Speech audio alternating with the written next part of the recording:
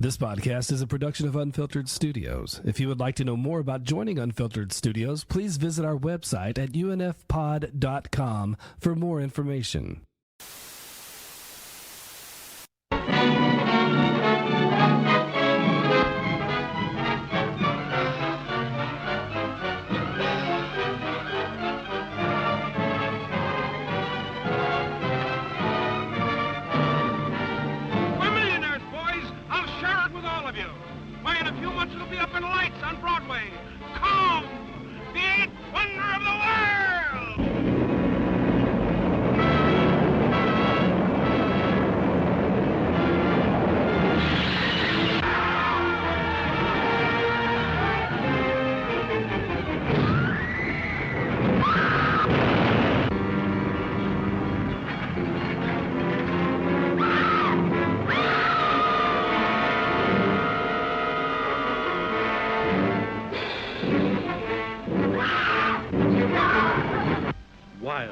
Weird, wonderful, the stuff for which movies were made.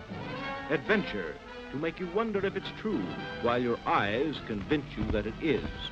Truly, the thrill of thrills. Don't miss it this time.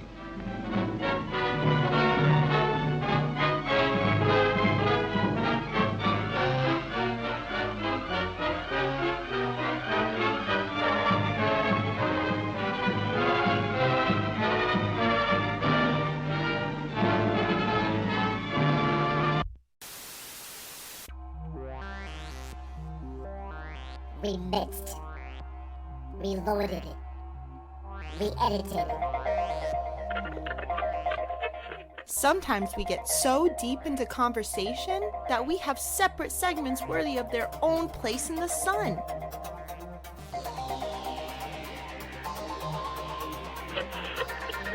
Here is a reshuffled mini episode.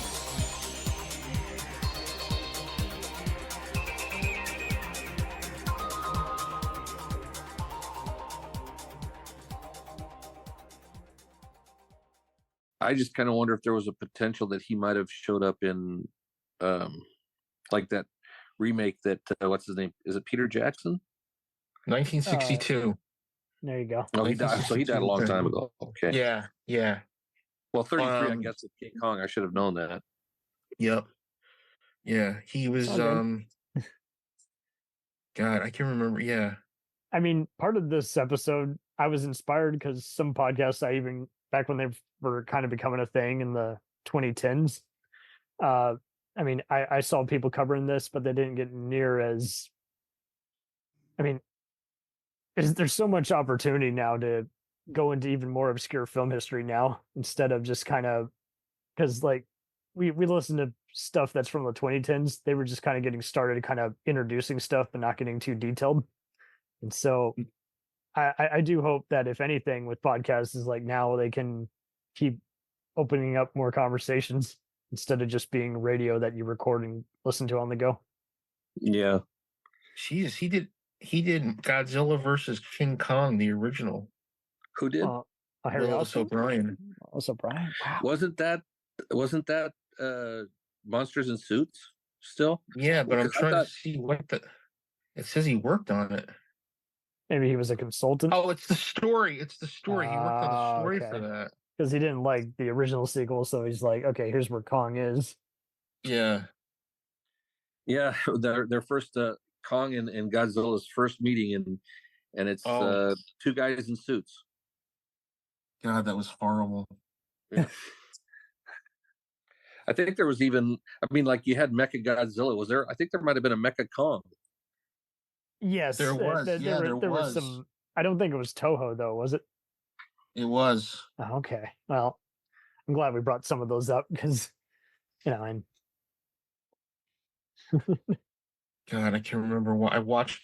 There's an all Godzilla channel on Pluto, and I've been watching a lot of the Godzilla movies from the mid to late, the mid 60s to the 70s. Don't you love in the first two initial 70s Mechagodzillas how they got a very funky 70s score? Yeah. And I Yeah, was like, but I am ready to go. This sounds like a blaxploitation score, but it's not. But it's just funky. I oh have a yeah, very it's time to get it on. I have a very specific memory about Godzilla when I was like 3 or 4, and I don't remember even watching a movie, but I must have because I had a nightmare about being in a building that Godzilla was knocking down. Oh Jesus! I was like 3 or 4. Nightmare fuel. Was it badly dubbed? That I don't remember. Oh no, they are trying. I think I was a to little kill more us. worried about the collapsing building I was inside of. Oh, man. How many? Okay, so this is weird. So I was thinking about this the other day. Like, if you watch, the Godzillas back to like all the Godzilla All movies, of them like back take to out back. Mothra and Rodan and all that. Yeah, You just the watch this because main. he goes from being somebody who destroys humanity to someone who protects humanity. Yeah, and Well, even they've done the they kind of went back and forth with that for a little bit, didn't they? especially in Yeah. the smog monster. They don't really know what he is, other than that he's just walking around. Yeah. But like hell, I mean, even the new Godzilla and Kong movie, he's a Mhm. good guy, but you're seeing him still tearing down buildings left and right. Millions of people are probably dying. Yeah, that's Yeah. I'm mixed on that. I'm just like, okay, so they don't. And then really they just know. let him sleep in a coliseum. Yeah, I'd like to see there be more interaction instead of just is he a good guy or bad guy? It's like, Hey, what's he doing in the Coliseum? I don't know, Giuseppe. He fall asleep. We don't bother him. hey, he's just falling asleep. Saturday morning, he hear the Pope. He scream. The Pope go, "Hey, Buffango, all right." Enough for you. Yeah, you try to find an Airbnb for somebody the size of Godzilla. Yeah. He sleep whatever. Why he sleep? Hey, he sleep wherever he want. He's that big. He could sleep. He could sleep down in Naples for all I care. Hey, he got the Coliseum. That's the most action that place has got in almost 2,000 years. Now I'm thinking a Robot Chicken where he's playing a cop and he's given I love that one, and he's giving Godzuki, well, it's much like the Wayne Brady parody on Chappelle's Show. They're making fun of Training Day, but I found it even funnier because not only does he do the whole King Kong ain't got shit on me, but it's also Ethan Hawke being the voice of the good cop. and then you have King Kong in the background. Yeah, at the very end, he's like, "Okay, game on. I'll throw some shit at you." I love it. I will say this about Godzilla and King Kong, which I loved, was the scene where they're gonna fight the Scar King and the other one, and you see Godzilla, the original, yeah. and Kong running. Godzilla and Kong are running down, ready to fight, and and there's audience reactions where and this guy goes, "Holy shit! It's like Batman and Superman." Wow. So for the new one. Yeah, well, it's like whenever you saw like Warner Super Brothers Friends when you were a kid.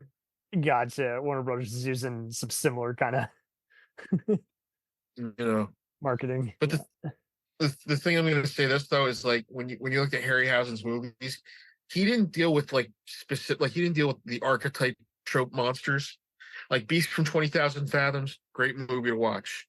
Yeah. 1 Million Years to Earth, great thing to watch. I was just telling Tom and Gil about this. Have you heard of this filmmaker Christopher R. Meme? No. So he's very, very recent. He's created not only his own shared universe, but this was back in like the 2010s. But like all his movies, like if you look up the titles, they're total Universal Hammer horror, Harryhausen inspired. Like, oh wow, Saucers from Mars, Bad Cats from Neptune, just taking titles and kind of blending them. Spiders from Arizona, yeah. I still think the thing that got me the most was did he do the Black Scorpion, Harryhausen? I saw it was Willis. Okay. Willis O'Brien there's a test reel that you guys have got to find where he did this thing where like the Black Scorpion opens. Well, there's a scene in the Black Scorpion where it's kind of an homage to what the Spider Pit scene was going to look like. where it's all the other scorpions are in there, and like he starts to kill them, and then the little kids in there, and you see like the spider thing come out, the centipede thing come out, and it was kind of like a little homage to what was going to happen with the spider pit sequence. Look it up. It's in the Is it in the Mystery Science Theater one of that, or? Yes, yeah. I think they And do then- throw in a few Fathom, like they title a name similarly when they're making fun of the opening titles on certain movies, I think. Yeah. And there's one part where Yucca Flats, totally. Oh yeah. Flag on the moon. How did it get there?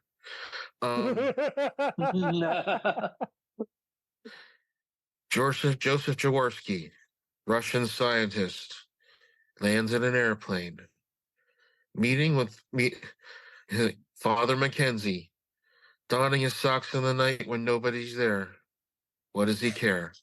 But I think the thing that gets me the most is like if you watch Harryhausen stuff and Willis O'Brien as he became, they never were rivals with each other. They were always kind of feeding off each other with what needed to be done. And, I think the thing was sad is O'Brien kind of gets left in the dust, Right. But it's kind of like, geez, thanks. At some point, if I remember from the documentary, it sounds like Willis O'Brien kind of just sort of like he started like just getting like doing the setups and stuff like that, and then Bradbury, or I mean not Bradbury, but and that's why I'm glad you schooled me on this, James. Where he's like, there was a first one, Harryhausen is the protege who goes on to be the better known one. Yeah. But Willis O'Brien was kind of giving him the end for that because he was like he'd set it up and then Harryhausen would come in and he'd do the animation and the filming. Yep. Go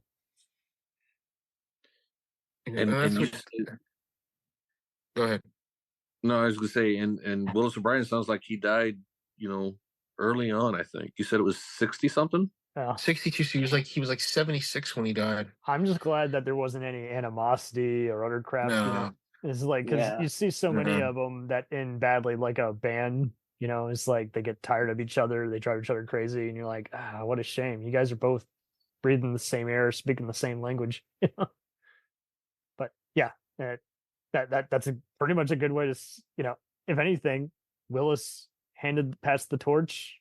Harryhausen retired early because he didn't like how the industry was, and everybody who admires him has struggled but attempted to just try to recreate what they love about him. Some of them have done it rather successfully, I think. Yeah, totally. I mean, Stan Winston was my absolute favorite growing up because, like, in interviews, like people were always asking, "What did he try to do?" He's like, "I try to make my creatures stand out in have their own identity. I don't want it to be just a regurgitation of everything else I've done, like Batman and Predator." Well, I remember watching the King Kong from '76 with my dad, like one night, and my dad just turns. All I can remember is like when they were doing the thing on Saturday Night Live and John Belushi's playing Dino De Laurentiis goes, "When my Kong die, everybody cry. Nobody cry when Jaws die. My Kong, he got human feelings. He good. They all cry when he die." So like, there's one part where he's climbing the twin towers instead of the Empire State Building. My father goes, "This is the biggest piece of shit I've ever watched in my life." I think wasn't it Rick Baker who played Kong? What they did was they created a 40-foot mechanical Kong. You only see it in the movie for maybe 60 to 90 seconds. The rest of the movie is Rick Baker in a gorilla suit. Yeah. And I think he also had some blunt words about it where it's like, "Oh, that's hysterical." Dino De Laurentiis said in the beginning, "We need a muscle man, a black muscle man to be in that suit because he could carry off a gorilla better than anyone else."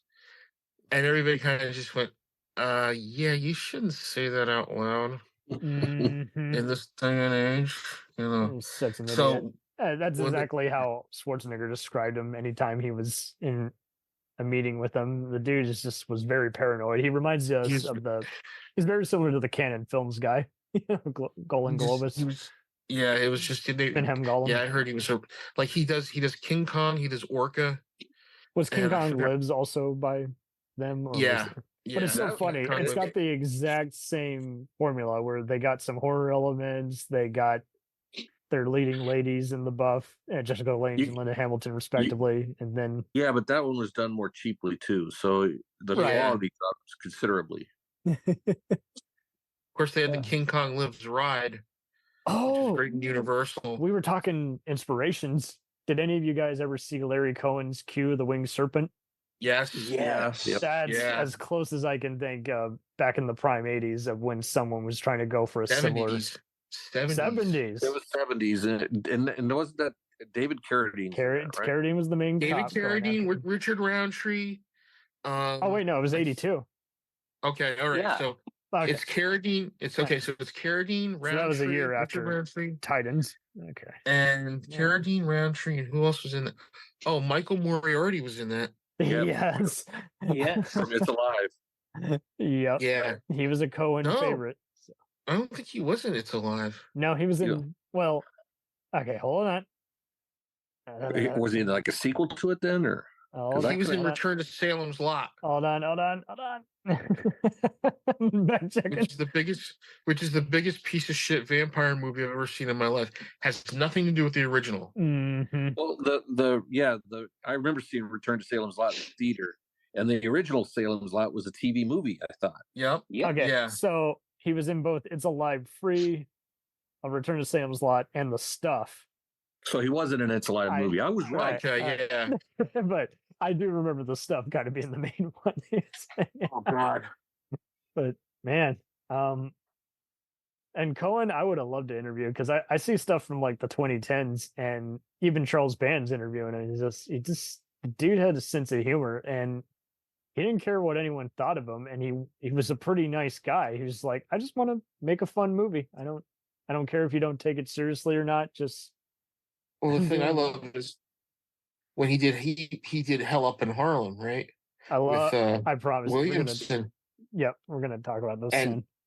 there's a scene where he's been shot, and they were walking around, and the cops actually were thinking he was really shot or something like that. Yeah. And they were like filming it, and the cop he's like, listen, you can't do this. Have somebody walk around pretending that they're like, bleeding to death or something like that, because people are going to start thinking the guy was really shot.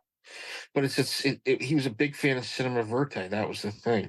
That's what I love about Q, the Winged Serpent. When like people are just like they see it walking around, you see body parts flying down on the ground. Mhm. You just see like a head, an arm, a leg, a torso. Just fun over the top. That's definitely that's definitely a mixture of both Harryhausen epic mixed with creature feature. Yeah. And that looked like a film that might have had some guerrilla filmmaking involved in it.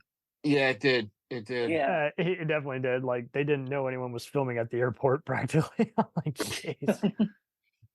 Imagine doing that now and being patted down, saying, "Hey, you, what are you doing?" Yeah, I got Q the Winged Serpent. I bought it like maybe 4 or 5 years ago. Commentary track or not for what I have.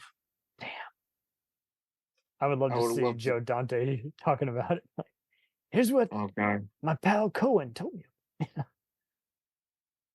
I would love to have heard Cohen talk about that movie, just to to have that movie come out. Okay, well, there's a Shout Factory disc with him talking about it. Okay. Oh, nice. I know what I'm hunting down. Okay. But no, I remember seeing that years ago, and then decades ago actually. And then I was telling my wife Showtime once in a while. Well, I was telling my wife about it, and I'm like, you know what? I'm gonna look to see if it's on like Vudu or something like that. And I found it. I can't remember if it's on Amazon Prime or Vudu or Apple, but I bought it off of one of those. Neat. And yeah, so other than Christopher Mime, I was talking about this earlier, like James, like any of us could probably even try doing this in our backyard. Just do a fun monster movie. We would just need someone who wants to mess around with Play-Doh and Mega Blocks. And well, I think the closest you ever get to something like where people are just messing around with anything is the movie Equinox. Familiar with that title. Yeah. From 1970. Yeah, there is some stop motion animation in that, I think. Would you say that's a movie worth watching? Equinox? Mm-hmm. As carefully. I'm kind of up in the air about it because, Phil Tarbick, whatchamacallit was in it. The guy who played Herb Tarlick was in it from WKRP. Frank Bonner. Well, just Frank keep in Bonner mind. was there, yeah. I'm good with oh my God. Forrest J. Ackerman is a voice in this. Yep. Just keep in mind, I'm good with bad movies too. So keep, Yeah.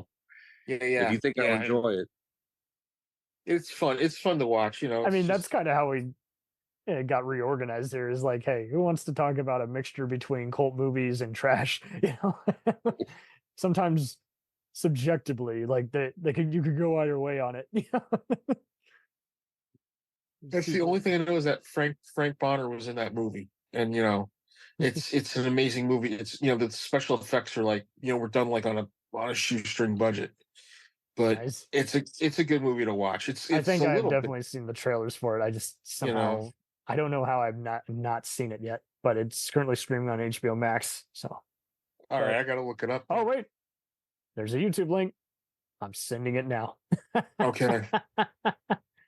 Lock and load.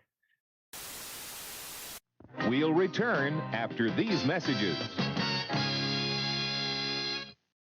Hey, it's Brent Pope, the host of Breakfast with Brent Pope. You've seen me on some of your favorite TV shows saying things like, "Give it up, Jimmy. You got to sink this putt to win." On Breakfast with Brent Pope, I sit down with guests from the entertainment world, and we do it all over breakfast. Or should I say Brentfast? Every week on Breakfast, you get inside Hollywood info and tips, great breakfast recs and foodie debates. Most of all, you get the most delightful 30 minutes of your week. So dig in. It's Breakfast time. Listen at Breakfast.com, Apple Podcasts, or wherever fine podcasts are found. Do you ever find yourself thinking about who would win in a fight between Goku and Superman?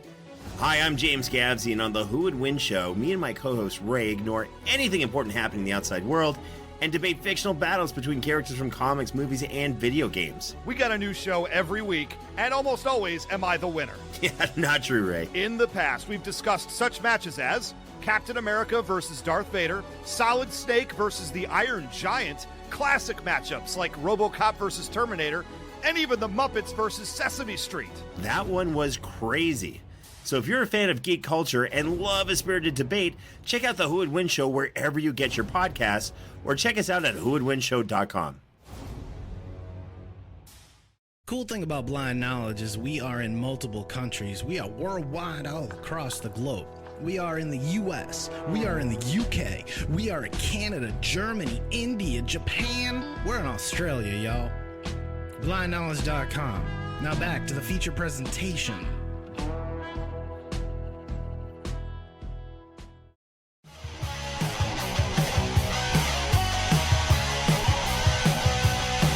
Follow us on the web on Facebook, Twitter, and Instagram.